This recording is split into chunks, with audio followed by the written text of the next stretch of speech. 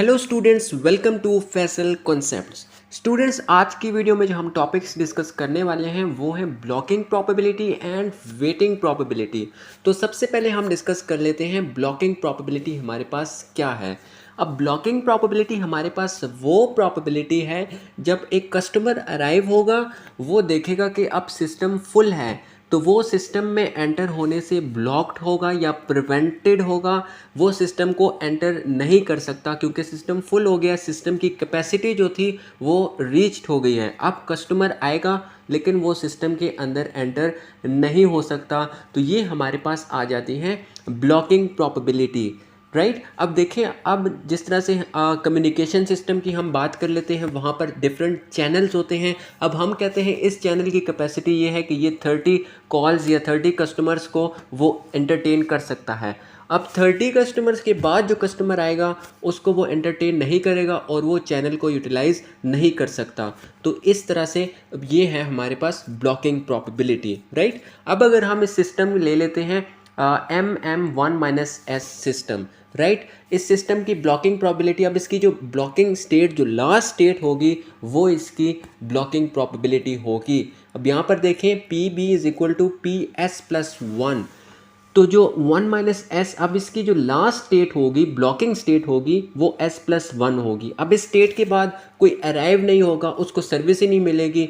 तो जाहिर सी बात है कि भाई वो लॉस में चला जाएगा और वो सिस्टम में एंटर होने से प्रिवेंट हो जाएगा और ब्लॉक्ड होगा। सिस्टम को वो एंटर नहीं कर पाएगा।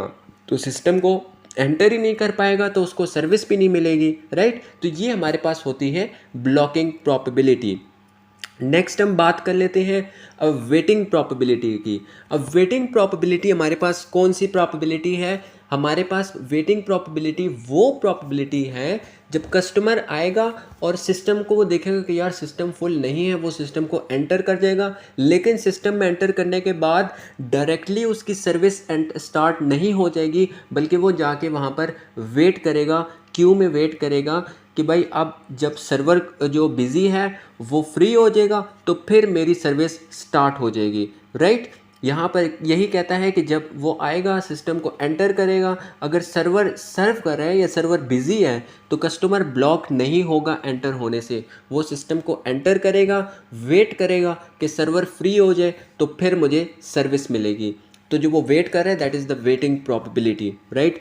उसको हम रिप्रेजेंट कर रहे हैं PW से, राइट। अब इसी सिस्टम जो पिछला हमने ब्लॉकिंग प्रोबेबिलिटी के लिए लिया था, अगर हम उसी को लेते हैं MM1-S तो यहाँ पर उसकी वेटिंग प्रोबेबिलिटी हम देख लेते हैं। तो P, server is busy and arriving customer will not be blocked.